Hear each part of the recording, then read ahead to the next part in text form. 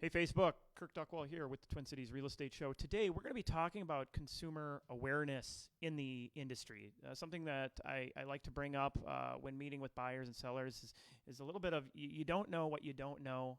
There's certain things that you may not realize it's the way something shouldn't be going unless somebody shows you a different way. So we're going to kind of touch on some topics that a lot of agents don't like to talk about. So all right, you guys ready? Ready.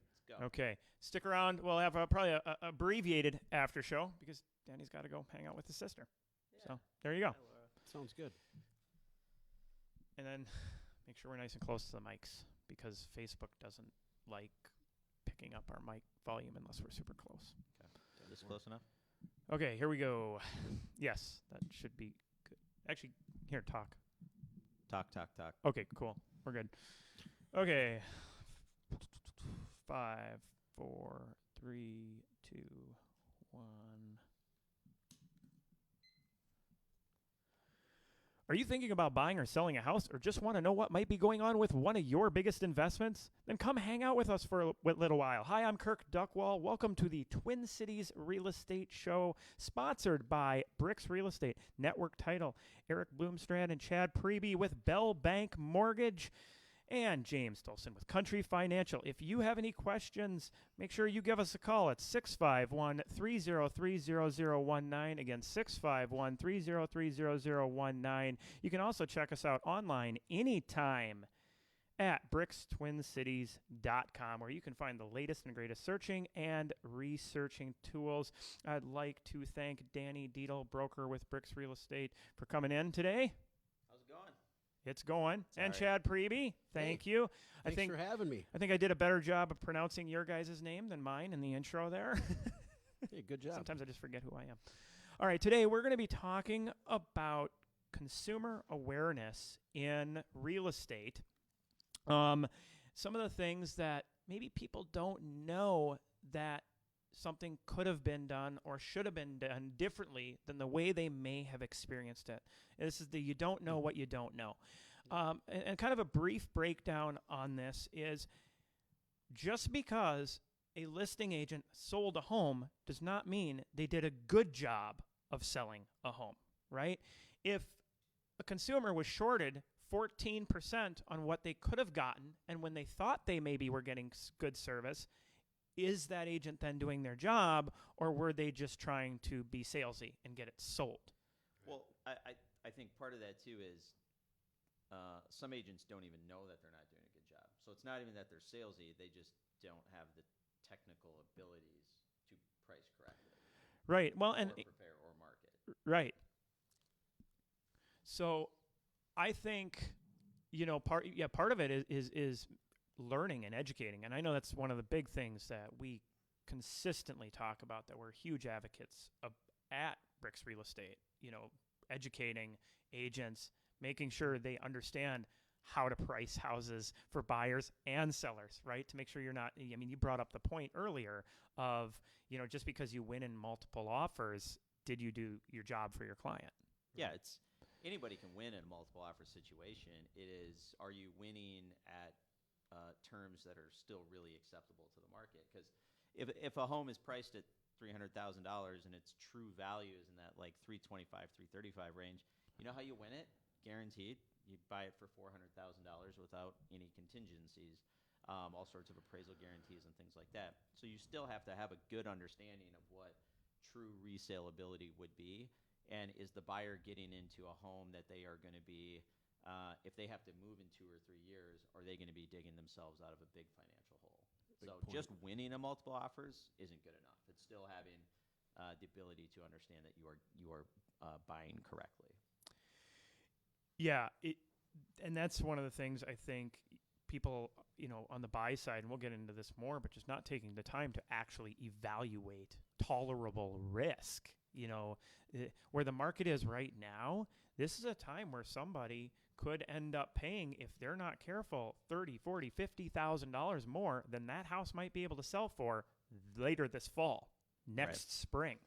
Okay. And is that a safety risk you're willing to take to get that house today? Right. You know? And, factors like job security, how long you're going to be in the home. There's all sorts of different variables that can actually impact what the value of a home is to different buyers. So if somebody looks at a house and goes, I'm going to be in this house for the next 30 years, they can actually spend more money on that house to ensure that they get it because they have a longer time frame to absorb any risk of overpaying.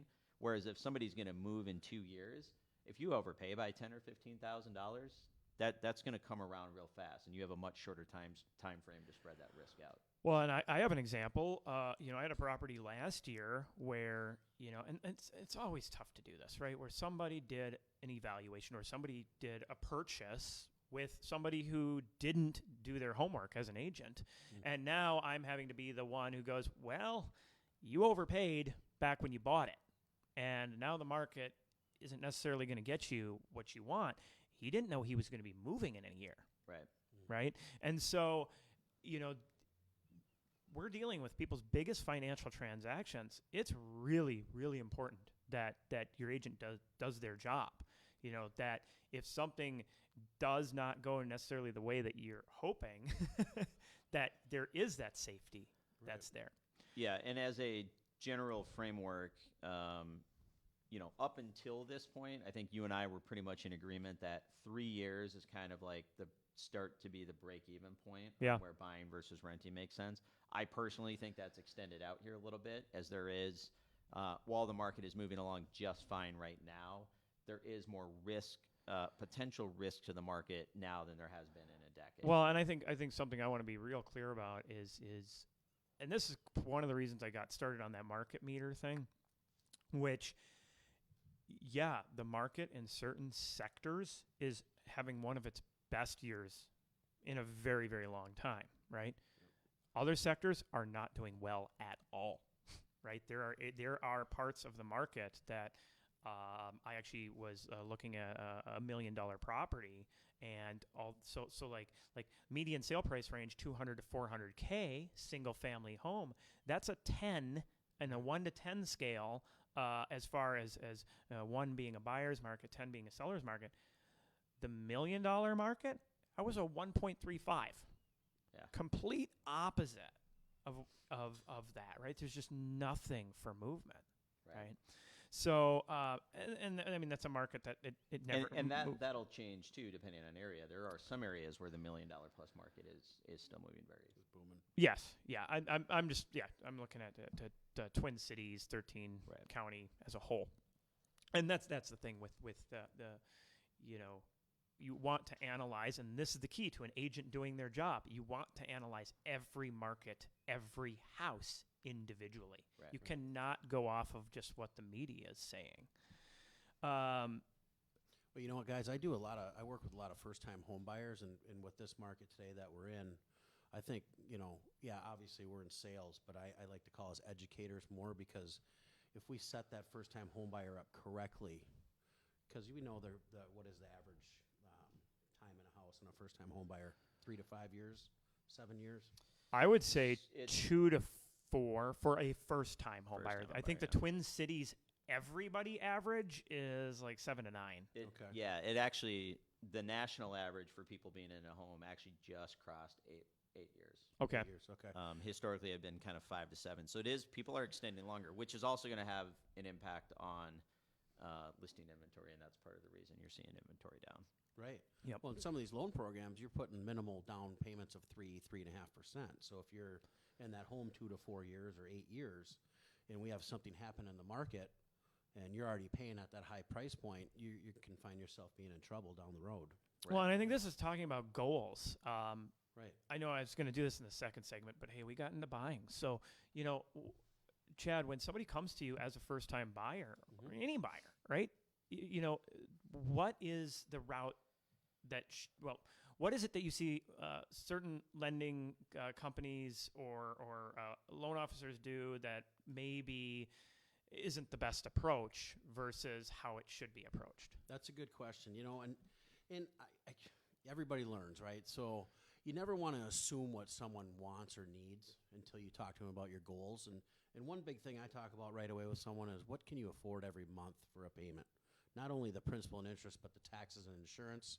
And then what do you have left over after that in the bank? Because we talked about this before the show. If the furnace goes out or you know, something happens in that property and you don't have the money to fix it, then I'm not doing a good service for you. So, you know, I want to learn about your down payment. I want to learn about your credit, how long you're going to live in that home, and then I can determine what product's going to be best for you, because without knowing that, I'm guessing. Well, right, and sometimes people are low payment, but the point you brought up, if they're only going to be in the home for 3 to 8 years, maybe that extra $200 a month for a 20-year or a 15-year is going to be extremely advantageous to them when it comes time to sell. Right. Instead of throwing the money at interest, you're throwing it towards principal. Build that equity so when you sell, you have more opportunity. Right, exactly, and a little bit more safety buffer as to the market. Well, and on that note, I mean, principal or a mortgage in general is really. You can finish up, Danny, but I'm just giving you the signal that we have 1 minute left. It's actually 42 seconds left in the segment. Think of home ownership as like a forced savings account. So you make your payment, and if you think you're going to save the money like in another vehicle besides your mortgage payment, a lot of people don't. So it's so even having a little bit higher payment kind of forces you to. That's the way I do it. Yeah. Yeah, it's the only way. Great way All right, we're going to take a quick commercial break. When we come back, I just want to kind of finish up with the buyer's representation piece. You're giving me these commercial That was break just signal. checking Okay. the wind. All right. So we'll be right back. Thanks for tuning in to the Twin Cities Real Estate Show.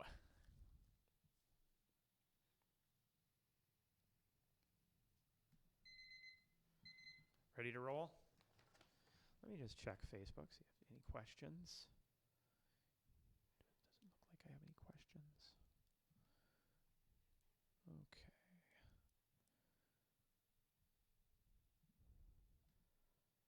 Here we go.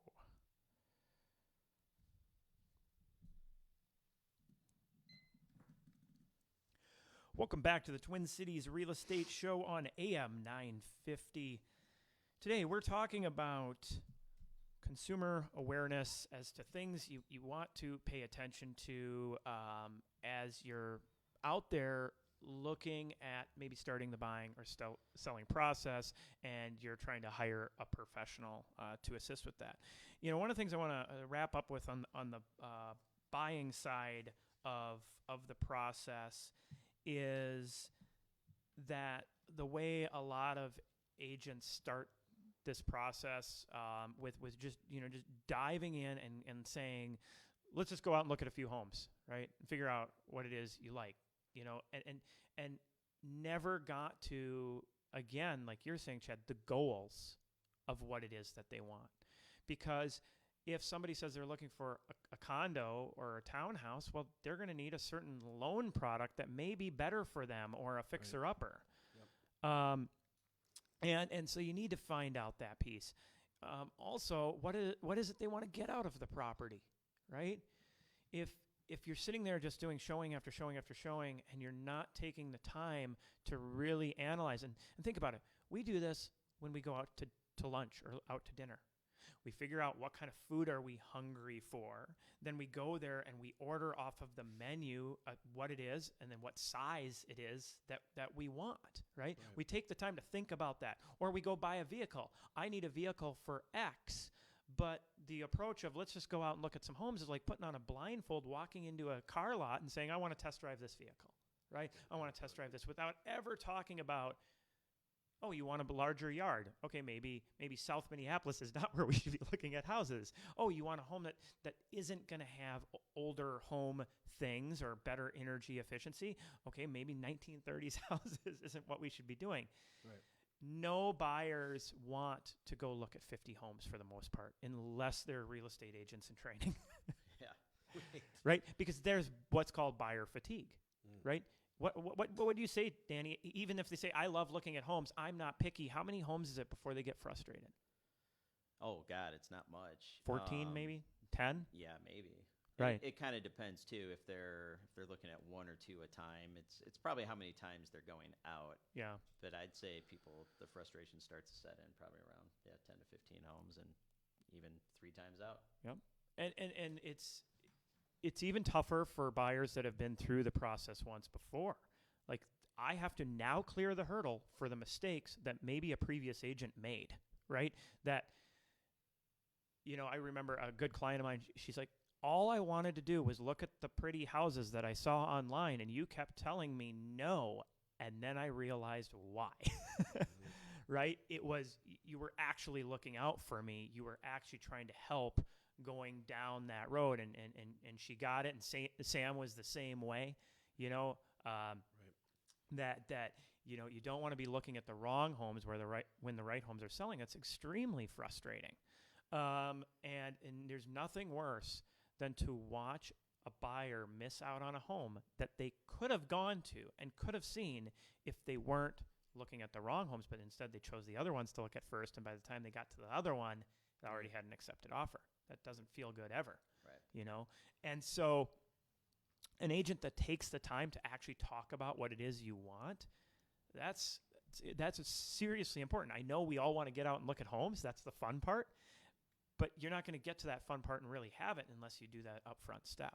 Exactly. Okay, let's talk about selling a little bit. So this whole conversation got started because I had 2 different listing appointments yesterday, and I like to bring some of those automated evaluations to show their error rate. And the guy made a point to me of, well, I'm having 3 other agents come in to do an analysis. I trust that they're full time, that they're competent in what they're doing. And I immediately thought, wow, you have way more faith in this industry than I do as far as the competency of agents. And that's one of the things in the classes that I do is there's a piece called Competency of Agents and Pricing. I mean, list price is not an accurate reflection of value. No. Right. I can go through, and that's one of the things I do with my buyers is I click through listings and I go, listed for this, sold for this, listed for this, sold for that. And half are typical, well, not quite half, let's say 48% are above, 48% are below, and there's the 4% in the middle that are actually at list price. What really got me interested was I wanted to see, what were my averages of where was my margin of error on picking list prices. So I added up all my CMAs that I ever did through the history of being in this career. And I found that 96% of the time I was within 5%. Some of those automated appraisals with off-market properties, they're right only 41% of the time. Wow. Within 5%. Right. And when you say automated appraisal, you're referring to your not appraisal, the automated valuation. Automated valuations. Right. Yes. Yeah. Yes. So the ones you find online on your third-party sites. And so I was curious, what is the average agent in the Twin Cities as far as their pricing ability? And the average agent is off by 15.8%. From original list price to sold price. And for any agents listening, you can find this information on InfoSparks and pull up the stats. It's right there between original list price and sold price for all listings in the Twin Cities. Mm-hmm. That's So a lot of money. It is a lot of money, and it's a lot of wasted time of sellers. Well, and that's the big thing is it's setting appropriate expectations. Right. And well, right, and I have this new sheet called the Seller's Expectations sheet, and it's like, place what's important to you. And one of them is a certain price range, work that you need to do to the home, the timeliness of the sale, a certain time of year of the sale, and actually getting the home sold. And I then, in quotes, have, yes, some people don't actually need to sell or care if they sell their home. Yep. And so putting people through that mental exercise is, if I come to you and I give you a real, honest opinion of price, not something that makes you think that I'm going to do it because I told you a high number, right. Are you going to take that seriously and trust that? Or do you really want to get a set price? Do you really want to actually get it sold? Because, like I said, I had 2 listing appointments. One person wanted to get it sold, and it didn't appear the other person wanted to get it sold. So the number that agents talk about a lot that I think is extremely misleading as well is percentage of price received. Yeah, to list price. So if you if you list a $250,000 house for $200,000, guess what? Your stats are going to be fantastic. Right. So it's very misleading. So you can have 5 agents in, and the perception can be, if you look at that number, all 5 agents could have really good numbers. But there is a strategy to pricing, and if you price too low, it can end up hurting you. It is one of the worst metrics, and I think if agents are leading with that, I would be concerned. It's a gross metric. It's like the number of homes you sell.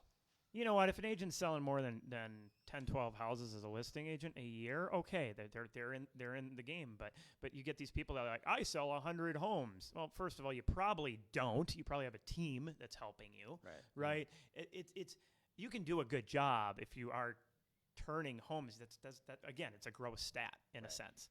And it becomes a little misleading. So it's like there is a point of a certain amount of homes lends to credibility. Yes. But there is also a point where, like, the mega effect, there's almost diminished returns at some point when you get to a certain size. Yes, you can have all the systems in place. We won't get into conversation on. With just about a minute left, the show goes so quick. But I think a good stat is I tend to like to price in the middle or low side of the range, but yet my price per square foot received is, as bricks, we're one of the highest in the Twin Cities. This is a clear indicator that if you price well and you have good marketing, it is going to go into that multiples, and you can drive that high sale price. So beware of somebody who's quote-unquote trying to buy a listing with a really high sale price. Also, be aware of somebody who wants to put a low sale price but isn't providing the marketing to drive a high amount of buyers in. People get so wrapped up in a set price. If you're within 5% of your agent, okay, you guys are basically on the same page. Okay, then it's what kind of marketing are they providing? That's what I would be looking at. You just don't want to get so wound up. But yeah, again, beware of that trying to buy a listing. If we're saying 15% differential is the average agent, that means there's going to be some that are worse than that.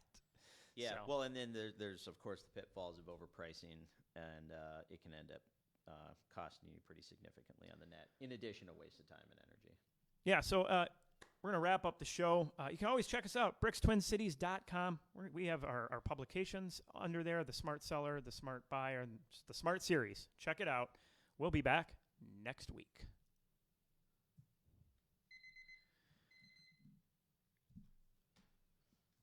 Yeah, I know I did this this video on my YouTube channel. So for anybody watching, yes, I'm going to promote my YouTube channel for a second, Danny. If you go to the House Geeks YouTube channel, it's like the dirty little secret that they don't want you to know. Yeah. And it's all about how listing agents will use certain stats to convince the consumer to use them when the metrics are complete BS, right? That's not showing real value. Right. You know, the days on market, in a sense, that's a real tricky one because, you know, I was using like Walmart as an example, right? You look at Macy's can price a pair of Levi's at $49.95. Right. You go to Walmart and that same pair is $29.95. Okay? How is that? Well, Macy's provides a great consumer experience for the most part, right? They set the stage. They have the environment. They target who they want to, you know, their advertising, right? They're trying to hone in on the consumer, right?